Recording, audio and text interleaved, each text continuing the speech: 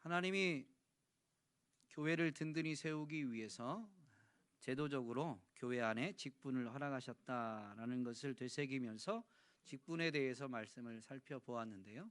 오늘은 그 직분에 대한 마지막 말씀인데, 사실 직분에 대해서 말씀을 살펴볼 때 처음에 제일 첫 시간에 모든 성도가 직분자다라는 부분을 분명히 되새겨 보았습니다. 그래서 마지막도 모든 성도가 직분자인데 우리는 감당해야 될 그 직분으로 말미암아서 우리가 감당해야 될 직무, 우리가 행해야 될 사명이 무엇인지를 점검해 보고자 합니다. 남과 북이 분단된 우리나라는 이 남과 북의 통일을 소원했죠. 그래서 그런 노래가 있습니다. 우리의 소원이라는 노래, 혹시 아시나요? 우리의 소원은 통일, 꿈에도 소원은 통일. 의미 좀 이상하긴 하지만 어쨌든 가사는 이어서 이정성 나에서 통일을 이루자. 이 결에 살리는 통일, 이 나라 살리는 통일, 통일이여 어서 오라, 통일이여 오라 라는 노래입니다. 기억나시나요?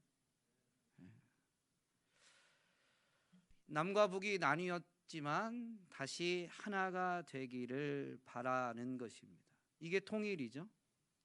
50대 이상 기성세대에겐 익숙한 말이기도 하고, 그리고 사실 50대 이상 기성세대는 많은 분들이 원하기도 하는 것이었습니다. 요즘은 조금 그 원함이 줄어든 것 같아요. 특별히 MZ세대라고 일컫는 더욱 기성세대보다 젊은 세대는 통일을 부담스러워하고 원치 않는다고 합니다. 경제적 측면을 더 강조해서, 경제적 측면에 더 많은 중심을 두고 통일을 생각하다 보니까 이 손해를 보는 거죠. 남한에 있는 자기 자신이, 남한이 경제적으로는 많은 손해를 감수해야 됩니다. 그래서 반대한다고 하죠. 그러나 사실 이 통일이라는 말은 남과 북의 문제만이 아니라 이 땅에 존재하는 거의 대부분의 공동체, 기관, 조직들이 다 추구하는 것입니다. 통일이라는 단어, 말의 사전적 의미는 나누어진 것들을 합쳐서 하나의 조직, 체계 아래로 모이게 하는 것, 그리고 여러 요소를 서로 같거나 일치되게 맞추는 것을 통일이라고 합니다. 이 땅의 대부분의 기관, 공동체가 추구하듯이 사실 교회도 통일을 추구합니다. 물론 성경에 통일이라는 단어로 표현되진 않지만 성경의 용어는 비유적으로 표현하다 보니까 한 몸 또는 한 사람이라는 표현으로 이렇게 통일을 가리키지만 교회도 통일을 추구합니다. 오늘 우리가 읽은 본문을 보면 그러므로라고 하죠. 이 그러므로라는 접속사는 결론을 말할 때 사용되어집니다. 오늘 본문은 무언가에 대한 결론으로 주는 권면입니다. 우리가 읽었지만 이 본문 내용을 짧게 요약하면 그리스도 안에서 하나가 되라 라는 것입니다. 이것이 잘 드러난 것이 2절 말씀인데, 마음을 같이하여 같은 사랑을 가지고 뜻을 합하여 한 마음을 품어 라고 이렇게 표현되어져 있죠. 같이, 합하여, 한이라는 표현들이 하나됨, 즉 통일을 이루어야 됨을 나타내고 있습니다.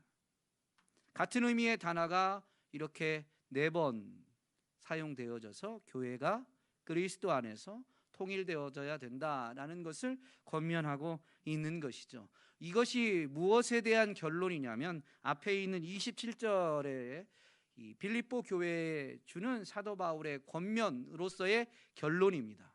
앞에 있는 권면이 뭐냐면 오직 너희는 그리스도의 복음에 합당하게 생활하라. 그리스도인이라면 그리스도 복음이신 그 그리스도를 통해서 받게 된 그 은혜, 복음에 합당하게 생활해야 된다라고 하는 것이죠. 정말로 복음을 받았느냐, 그 복음을 믿느냐라는 증거는 바로 열매, 즉 합당한 삶에 있는 것입니다. 28절에 보면 무슨 일에든지 대적하는 자들 때문에 두려워하지 아니하는 이 일을 듣고자 함이라. 이것이 그들에게는 멸망의 증거요. 즉 복음이 선포되어졌지만 복음을 받아들이지 않고 대적하는, 그래서 분쟁하는, 나뉘는 그것은 멸망의 증거다라는 것이고, 이어서 너희에게는 구원의 증거니. 복음에 합당하게 생활하는 것, 즉 2장에서 보면 그리스도 안에서 하나 되어지는 것, 통일되는 것이 무슨 증거냐면 구원의 증거다라는 것이죠. 그래서 복음에 합당한 삶을 그리스도인들은, 그리스도 안에 거하는 사람들은 살아야 된다라고 하면서 그러므로 통일을 이루라, 하나 되라라고 권면하고 있는 것입니다. 엄밀히 말하면 사실 이 통일, 즉 하나됨은 이미 그리스도께서 이루신 일입니다. 에베소서 2장 14절 말씀에 보면 세 번역으로 읽어 드릴 건데요, 그리스도의 사역에 대해서, 그리스도께 행하신 일에 대해서 이렇게 선포하고 있습니다. 그리스도는 우리의 평화이십니다. 그리스도께서는 유대 사람과 이방 사람이 양쪽으로 갈라져 있는 것을 하나로 만드신 분이십니다. 그분은 유대 사람과 이방 사람 사이를 가르는 담을 자기 몸으로 허무셔서 원수된 것을 없애시고, 그리고 15절 후반부에 그분은 이 둘을 자기 안에서 하나의 새 사람으로 만들어서 평화를 이루시고, 16절에 보면 원수된 것을 십자가로 소멸하시고 이 둘을 한 몸으로 만드셔서 하나님과 화해시키셨습니다 라고 선포하고 있습니다. 그리스도께서 죄인을 하나님과 화목시키셨고, 뿐만 아니라 사람과 사람 사이, 유대인과 이방인들은 그리스도로 인해서 하나됨이 이루어지기 전에는 원수지간이었어요. 유대인들이 이방인을 개돼지 취급하고, 그러니 이방인의 입장에서도 유대인들을 그렇게 달갑게 맞아들이지 않죠. 역시 받은 대로, 대접받은 대로 대접하니 이방인들이 유대인들을 개돼지 취급하게 되는 것이죠. 그래서 그 둘 사이는 원수지간, 견원지간이었습니다. 그런데 그리스도께서 이 땅에 오셔서 사람들의 죄를 대신 담당하시고 그 미워하는 마음을 십자가로 허무셔서 이제 사랑할 수 있도록 만들어 주셨다라는 것이죠. 그래서 원수지간이 한 몸을 이루는 한 사람, 새 사람이 되었다라고 분명히 가르쳐 줍니다. 그리스도께서 이 일을 이루셨죠. 통일을 이루셨습니다. 그러면 통일은 뭘까요?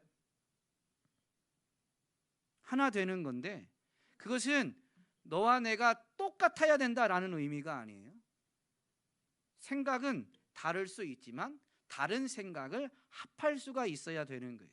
그래서 이 통일은 이 표현, 에베소서 2장에 있는 표현대로 설명을 드리면 용서하고 화해하여 평화를 이루는 것이 통일입니다. 용서 전에 사실은 있는 모습 그대로를 용납하는 게 선행돼야 됩니다. 용납하고 용서하고 화해하여, 그래서 둘 사이가 화목한 것, 평화를 이루는 것이 통일, 하나됨이다라는 것이죠. 예수님께서 이 일을 이루셨을 뿐만 아니라요, 하나님은 예수 그리스도를 통해서 이 일을 이루시고 그리스도를 받아들인 그리스도를 믿는 사람들, 그리스도를 따르는 사람들에게도 그리스도께서 감당하신 그 일을 감당할 수 있도록 동일한 직분을 허락하셨습니다. 고린도후서 5장 18절에 보면 이것이 분명히 선포되고 있는데, 하나님께서는, 세 번역입니다. 하나님께서는 그리스도를 내세우셔서 우리를 자기와 화해하게 하시고 또 우리에게 화해의 직분을 맡겨 주셨습니다. 이 세 번역에서는 화해의 직분이라고 되어 있고, 개역 개정에서는 화목하게 하는 직분이라고 분명히 표현되어져 있습니다. 그리스도를 통해서 이루신 그 일을 오늘 우리에게도 이루라고 이 직분을 맡기셨다라고 분명히 선언하고 있는 것이죠. 그러므로 교회를 이루게 된, 예수님을 구주로 영접한, 예수님을 믿는 모든 성도는 사실 통일을 이루는 사명자인 것입니다. 그러면 오늘 본문에서는 그 통일을 어떻게 이룰 수 있다고 가르칠까요? 여러분, 어떻게 통일을 이룰까요? 본문에서 보면 유일한 방법이 나오는데, 겸손한 마음을 가지는 것입니다. 3절 말씀에 보면 중간에 오직 겸손한 마음으로, 오직 겸손한 마음으로, 다른 걸로 되는 게 아니에요. 오직이에요. 오직, 유일한 거예요. 그게 뭐냐? 겸손한 마음을 가지는 것입니다. 그런데 예수님이 바로 겸손하신 분, 겸손의 왕, 예수님의 마음이 바로 겸손이셨습니다. 그래서 교회에게 이런 권면을 한 다음에 사도 바울은 이렇게 추가적으로 설명하게 되죠. 너희 안에 이 마음을 품으라. 이 마음은 앞에서 말한 오직 하나를 이룰 수 있는 유일한 방법인 겸손한 마음을 가지는 거예요. 근데 그게 바로 그리스도 예수의 마음이다 라고 설명한 것입니다. 여러분, 예수님은 자기 자신을 계시하실 때 분명히 이렇게 복음을 선포했죠. 수고하고 무거운 짐진 자들아 다 내게로 오라. 내가 너희를 쉬게 하리라 라고 선포하셨습니다. 그 다음에 뭐라고 말씀하세요? 나는 마음이 온유하고 겸손하니 나의 멍에를 메고 내게 배우라. 그리하면 너희가 쉼을 얻으리라. 예수님이 주시기도 하지만 사실은 예수님이 주시는 걸 받는 사람들 입장에서는, 물론 사람들이 노력해서 받게 되는 건 아니지만, 예수님이 주시는 것이 실제가 되기 위해서는 예수님이 주시지만 받는 사람도 예수님께 와서 예수님의 마음을 배우고 예수님의 멍에를 메고 예수님께 배워야 되는 것이죠. 어쨌든 예수님은 분명히 말씀하셨습니다. 나는 마음이 온유하고 겸손하다. 그래서 사도 바울은 지금 교회에게 이 마음, 겸손한 마음을 가져야 되는데 이게 예수의 마음이다. 즉 그러니 예수의 마음을 가지라 라고 이렇게 권면하고 있는 것입니다. 여러분, 그렇다면 이 겸손한 마음은 무엇일까요? 마음은 사실 보이지 않아요. 설명하기가 어렵습니다. 그래서 이어지는 이 너희 안에 이 마음을 품으라 라고 하면서 예수의 마음이다라고 선언한 사도 바울은 예수님의 삶을 압축해서 설명합니다. 그 삶만이 우리 눈에, 기록에 의해서 우리 눈에 보여지는 거죠. 믿음이 뭐예요? 믿음도 형이상학적인 것이라 한마디로 설명하기가 어려워요. 그래서 성경에서도 믿음을 설명할 때 히브리서 11장에서는 믿음은 바라는 것들의 실상이요 보이지 않는 것들의 증거다라고는 했지만 그 증거를 대는 거예요. 믿음의 사람들이 이렇게 살았다라고 믿음을 설명하는 거예요. 겸손이 뭐냐? 그것도 한마디로 설명할 수가 없어요. 그래서 겸손 자체이신 예수님이 어떤 삶을 사셨는지를 짧게지만 요약해서 말하고 있는 거예요. 예수님이 어떤 분이시냐면 하나님이십니다. 하나님과 동등하신 분이십니다. 근데 그분이 어떤 삶을 사셨어요? 사람이 되셨죠. 그런데 그 하나님이 사람이 되는 것을 오늘 본문에서는 뭐라고 표현하냐면 7절에 오히려, 원래 하나님이신데 오히려 자기를 비워서 종의 형체를 가지셨다, 사람들과 같이 되셨다라는 것입니다. 그러므로 겸손을 한마디로 말하면 이렇게 표현할 수 있어요. 자기를 비우는 것이다. 그럼 자기를 비운다는 게 무슨 의미일까요? 원래는 하나님인데 하나님의 자리, 동등한 그 자리에 앉지 않으시고 사람으로 되셨다, 사람의 자리로 내려오셨다라는 거예요. 자신의 합당한 지위, 권리를 주장하지 않고 스스로 포기하고 내려오는 것이 자기를 비우는 것, 즉 겸손입니다.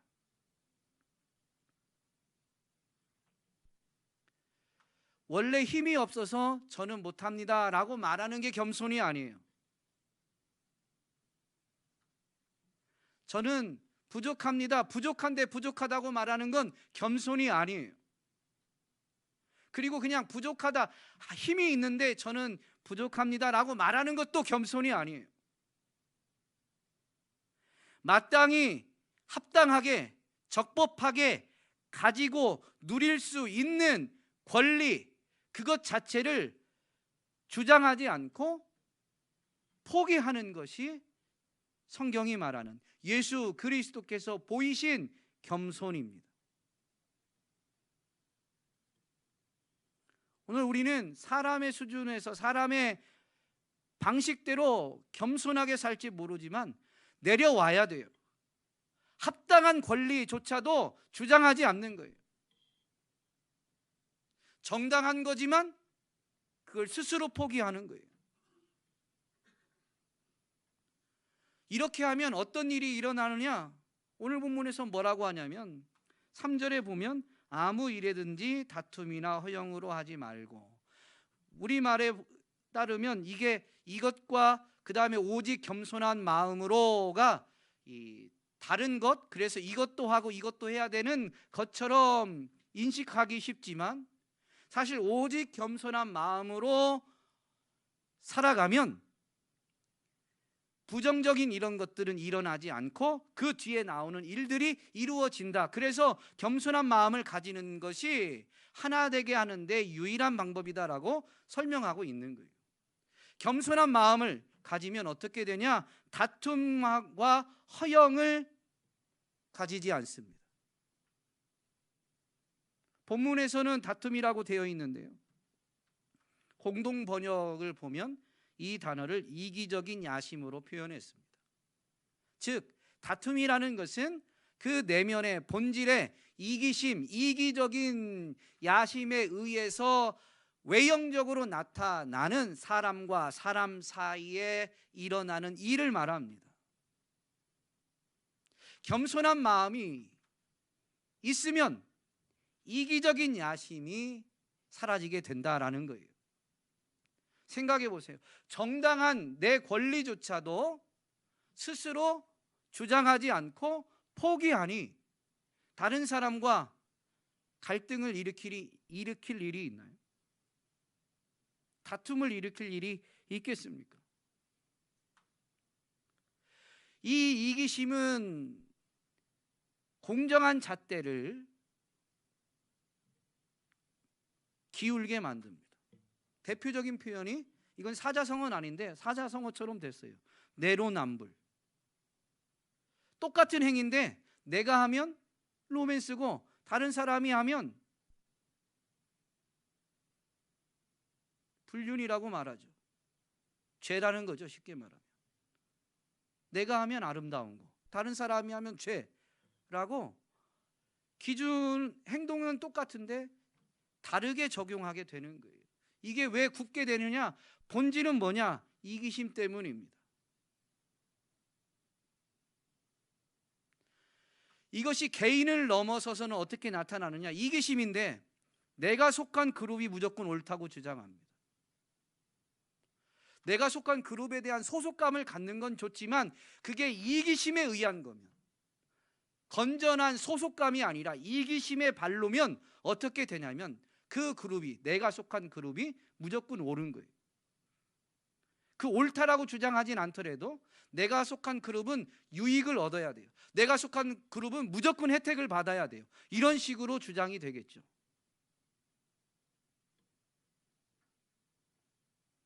다른 것을 가지고 말하지 않아요.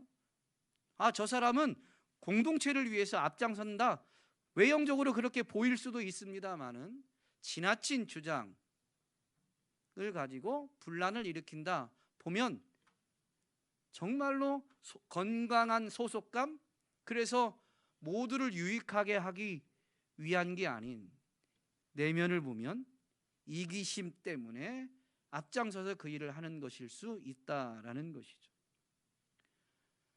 우리가 사는 세상에서는 이런 일들이 비일비재합니다. 안타까운 것은 교회 안에서도 그러하다라는 것이죠. 더 놀라운 것은 지금 이 시대만 그런 게 아니라 성경이 쓰여진 시대에도 교회 안에서 이런 일이 일어났다라는 것입니다. 사도 바울은 분란이 있는 고린도 교회에 편지하면서 그 분란의 원인을 분명히 밝히는데, 고린도전서 1장 11절 12절에 이렇게 기록하고 있습니다. 나의 형제자매 여러분, 글로에의 집 사람들이 여러분의 소식을 전해주어서 나는 여러분 가운데 분쟁이 있다는 것을 알게 되었습니다. 다름이 아니라 여러분은 저마다 말하기를 나는 바울 편이다, 나는 아볼로 편이다, 나는 게바 편이다, 나는 그리스도 편이다 한다고 합니다. 교회 안에서도 자기에게 더 영향을 준, 자기를 직접 가르친 사람들이 있을 수 있습니다. 그런데 그것을 가지고 지나치게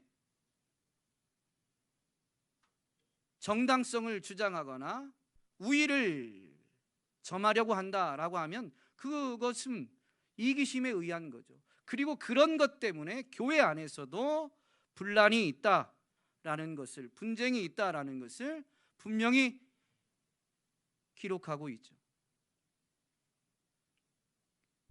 정당한 자기 권리도 주장하지 않고 스스로 자기를 비우는 겸손한 마음이 있다면 분란, 분쟁, 다툼이 일어나지 않습니다.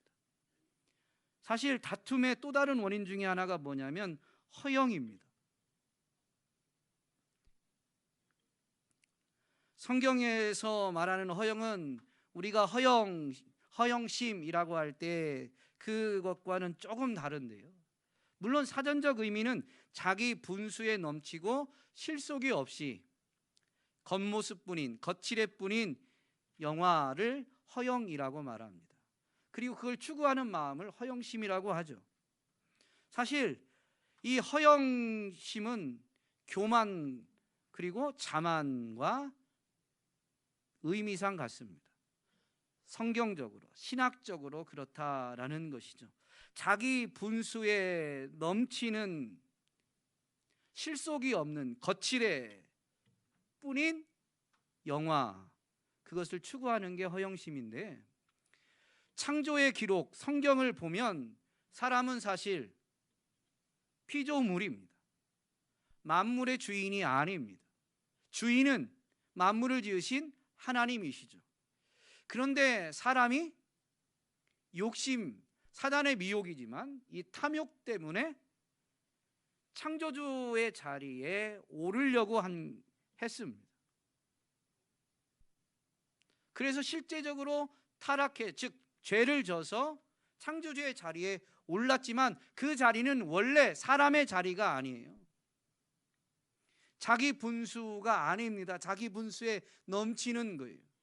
그래서 성경적으로 자기 분수가 아닌 자기 자리를 벗어나서 분수에 넘치는 것을 구한 이것이 허영인데 이것이 죄다라고 하면서 사람의 자리가 아닌 더 높은 자리, 하나님의 자리, 최고의 자리에 오른 것, 그것을 다른 용어로 교만이라고 하죠. 그래서 성경적으로, 신학적으로는 허영과 교만은 다르지가 않습니다. 그렇게 자기가 더 높은 데 오르려고 하는 그 마음, 허영심이 분란, 분쟁, 다툼의 원인인 것입니다. 겸손에 대해 가르치면서 이 이기심과 허영심으로 하지 않는, 어떤 일을 해도 이기심과 허영심으로 하지 않고 겸손한 마음으로 하면 분란과 분쟁이 없다라는 이 가르침을 분명히 되새기면, 여러분, 통일의 장애물은 다른 데 있는 게 아니에요. 여러 가지 이유들을 이야기하겠지만 오늘 우리 가정의 통일, 우리 교회의 통일, 내가 있는 직장에서의 통일, 통일이라고 하니까 지금 막 남북 평화 통일만 생각이 계속 나나요? 하나됨, 연합함, 화목함, 그것의 진짜 장애물은 우리 집에 뭐가 없고 아닙니다. 이기심과 허영심이라는 것을 분명히 기억해야 됩니다. 현대사회는 이혼이 많이 일어나고 있죠. 이혼의 사유로 제일 많이 꼽히는 게 뭐예요? 성격 차이예요. 근데 성격 차이 때문에 이혼하는 게 아니에요. 성경은 분명히 우리에게 가르치는데 이기심과 허영심 때문에 분란, 분쟁, 나눔, 갈등, 다툼이 있다라는 거예요.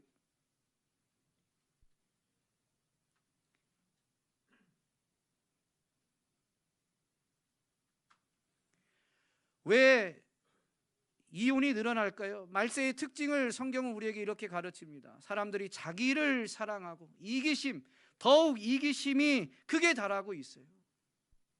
그 다음에 나오는 말세의 특징이 뭐냐면 돈을 사랑하고, 하나님을 사랑하는 게 아니라 자기 자신 이기심이 팽배해지고 재물을 하나님보다 더 의지하게 됩니다. 그런 말세의 특징으로 인해 나타나는 결과가 뭐예요? 디모데후서 3장에서 분명히 가르치죠. 말세의 마지막 때 고통하는 때가 이르르니, 여러분 지금 이 시대가 살기 힘드는 고통의 신음소리가 넘쳐나는 이유는 경제적으로 어려워서가 아닙니다. 우리 부모님 그 이전 세대는 훨씬 더 경제적으로 빈곤한 시기를 지나갔습니다. 세계 경제가 어떻고, 여러분 경제가 어려운 건 지금 물론 어렵긴 하지만 이전 세대는 훨씬 어려웠다니까요. 문제는 뭘까요? 성경이 분명히 가르쳐 주는데 우리는 우리의 삶을 말씀을 근거로 조명하지 않아요. 내 욕심이 여전히 내 삶을 바라보는 렌즈가 되어 있는 게 문제인 겁니다. 그리고 그로 인해서 내 삶의 갈등이, 다툼이, 분쟁과 분란이 일어나고 있는 거예요. 겸손한 마음을 가지면 어떻게 행동하게 되느냐? 자기보다 남을 낮게 여깁니다. 핵심은 여긴다는 게 있어요. 겸손 자체가 자기를 비우는 거라고 그랬죠. 원래 내가 더 뛰어나고, 원래 내가 더 많이 가졌고, 원래 내가 더 힘이 세도 그것에서 내려오는 거예요. 그리고 정당한 권리니까 적법하게 나누어도 내가 더 많이 가져야 되는데, 그 마땅한 권리를 누리는 데에서 내려오는, 자기를 비우는 게 겸손이라는 거죠. 어디까지 내려와요? 남을 나보다 더 낮게, 높게 여기는 자리까지로 내려오는 거예요. 사람의 몸을 가지신 예수님, 이 땅에 내려오신 예수님은 이 땅에서 왕의 친구, 왕들, 귀족들과 함께 하지 않았습니다. 이 땅에서조차도 가난한 사람, 병든 사람, 죄인으로 취급받고 멸시당하고 무시당하는 사람에게 찾아가서 그들에게 손을 대시고 그들의 상처를 만져주시고 그들의 발을 씻기시면서 더 그들보다 자신을 낮추셨습니다. 그게 겸손이라는 거예요. 그렇게 남을 낮게, 다른 말로 바꾸면 사순절 말씀 묵상하는 교재에 나온 표현대로 바꾸면 소중하게 여기는 거예요. 세상에서 말할 때 그 사람은 왜 있나, 있으나 마나하다 여러 가지 평가를 내리는지 모르지만 그럼에도 불구하고 사람이 보기에는, 기능적으로 보기에는 존재 이유조차도 참 발견하기 어려운 사람이라 할지라도 오히려 그 사람을 더 낮게, 그를 여전히 소중하게 여기는 것, 그것이 바로 진정한 겸손이다라는 것이죠. 이 일을 우리가 가정에서부터 해야 한다면 여러분의 가정 통일이 될까요? 안 될까요? 우리에서 오는 정말로 통일인가요? 우리 가정이 하나 되고 우리 교회가 하나 되고 내가 있는 직장이 화목하고 화해하고 하나 되길 우리가 정말 원하고 있느냐라는 거예요. 아니면 아직도 이기심에 사로잡혀 있느냐, 허영심에 들떠 있느냐 돌아봐야 되죠. 정말로 통일을 원하고, 그래서 성경이 가르치는 대로 겸손한 마음을 우리가 가진다면 여러분, 내가 아무것도 아닌 것 같아도 하나님이 그리스도를 통해서 이 일을 이루셨는데 그 그리스도를 따라가려고 하는 겸손한 삶을 살아내는 우리를 통해서 하나님이 그리스도의 역사를 그 자리에 이루시게 되는 것입니다.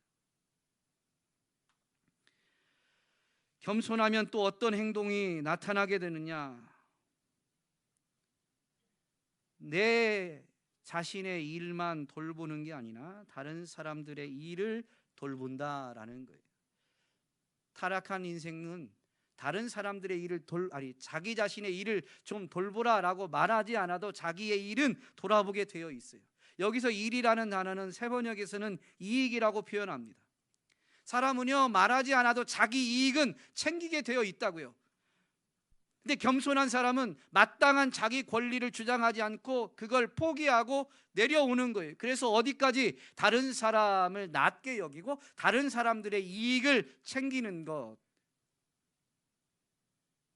그게 겸손이라고 말하고, 그러면 하나 되게 되어 있다라는 것이죠. 교회에서 절기 때나 또는 어떤 특별한 일이 있을 때 떡이나 이런 선물들을 준비합니다. 준비할 때 넉넉하게 하면 좋겠지만 목사는 어쨌든 고민이 돼요. 교회 재정 또는 누군가가 제가 섬기겠습니다 라고 이렇게 후원해 주신다고 해요. 그러면 후원하는 분의 입장을 생각해서 무조건 넉넉하게 할 수는 없어요. 목사의 이런 일 처리할 때의 기준은 뭐냐면 딱 맞게입니다. 딱 맞게. 그러다 보니까 몇 개를 맞춰야 되나 고민을 하고 최근 한 3주 4주 동안의 출석수를 평균을 내보고 이렇게 해서 일을 진행합니다. 근데 그건 제 생각이죠. 막상 당일이 되면 더 많이 올 때도 있고 물론 더 적게 올 때도 있어요. 적게 올 때는 좀 많이 남으면 늦게까지 봉사하신 분들을 더 챙기고 드린다든가 안 나오신 분들까지도 챙겨 드린다든가 어떻게든 처리할 수가 있는데, 모자라는 경우는 참 난감합니다. 그게 염려스럽다고 막 너무 많이 하는 것도 교회 재정을 좀 낭비하는 게 되고, 또 누군가 후원을 자청하면 후원하시는 분에게 부담을 줄 것 같아서 딱 맞게 하려고 합니다. 근데 모자라게 되면 그런 분이 있어요. 아직까지 우리 교회에서는 만나지 못했지만 이전에 사역할 때는 만났던 적이 있어요. 내 거는 어디 갔어요? 교회가 쪼잔하게 뭐 이렇게 그냥 할 때 좀 많이 좀 하지, 이렇게 막 따지고 성을 내는 분들을 종종 만나게 됩니다. 우리 교회 안에는 없었는데요. 여러분 잊지 마세요. 목사는 사실 본성은 그렇지 않아요. 저는 본성은 그렇지 않은데 이 말씀을 이렇게 가르치다 보니까 저는 척이라도 해야 되는 거죠. 그래서 저는 척을 좀 잘해요. 그래서 뭐 교회에서 어떤 야외 활동 같은 거 해도 도시락을 마치면 제일 먼저 안 먹습니다. 나중에 먹어요. 딱 맞게 맞추려고 했는데 누군가가 갑자기 좀 뒤늦게 오거나 또는 먼저 드신 분이 한 개 더 달라고 하면 어떻게 해요? 딱 맞췄습니다. 그것만 드세요 라고 할 수 없잖아요. 그러니까 조금 늦게 먹습니다. 선물을 해도 좋은 거, 나도 저런 거 가지고 싶다. 저거 나도 되게 먹고 싶은, 나 저거 되게 좋아하는데 라고 생각이 들어도 먼저 결코 챙길 수가 없습니다. 모자랄까 봐. 그래서 제일 나중에, 그래서 누군가가 못 받으면 목사가 죄인이 되죠. 죄송합니다. 여러분은 그러지 마시기 바랍니다.